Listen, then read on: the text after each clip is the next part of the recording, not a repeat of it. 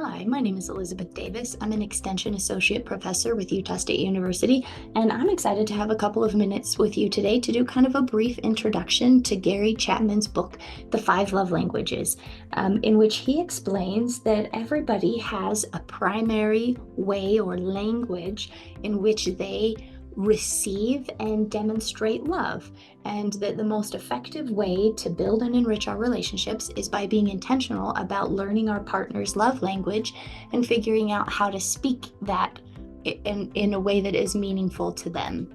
The first one we're going to talk about is physical touch. This includes like holding hands or sitting together, putting your arm around each other, being physically connected. People who have physical touch as their primary love language feel the most love and comfort from physical closeness. Words of affirmation include compliments or appreciation, and this can come in a variety of formats: texts, messages, voicemails, emails, verbal, face-to-face. I do recommend that you determine if your person's primary love language is words of affirmation, that you also find out the manner that they're the most comfortable with.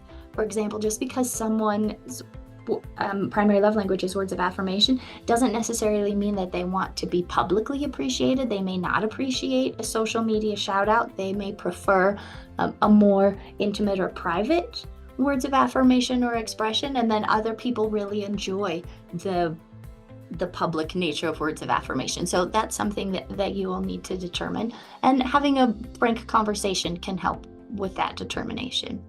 Acts of service. This is when we do something that makes our partner's life easier, whether that's putting gas in their car or mowing the lawn, making a meal that they prepare, seeing something on their to-do list that we do in order to take it off and let them know that we're aware of the things that are important to them in their lives, what they're working on, and that we're part of the team in doing these things together. Quality time.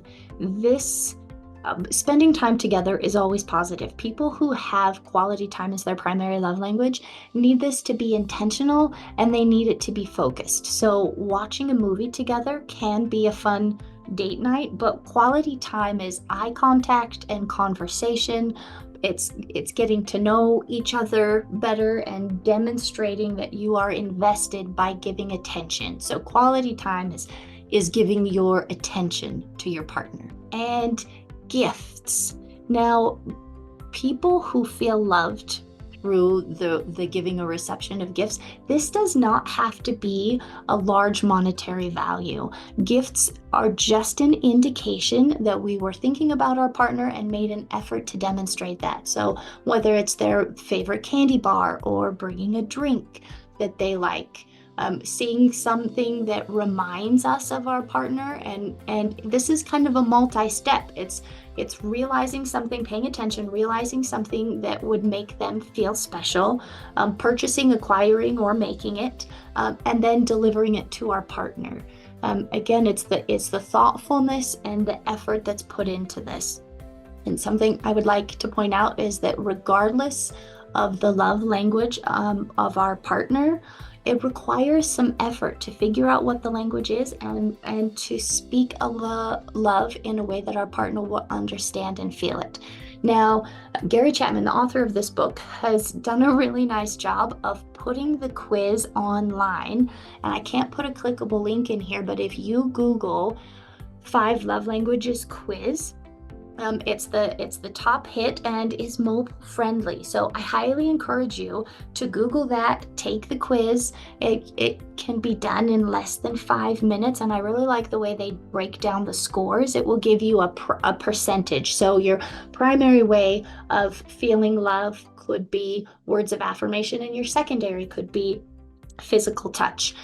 I recommend that both partners take the quiz. It's a really great starting place for conversation, and then you can ask more specific questions about the types of gifts that they would appreciate the most, or what they would like to do to spend time together. So I realize that this is a very brief introduction. The 5 Love Languages book is definitely worth reading, but even with this 5 minutes that we've had as an introduction, Take the quiz, figure out what your love language is, figure out what your partner's love language is, and then make a plan.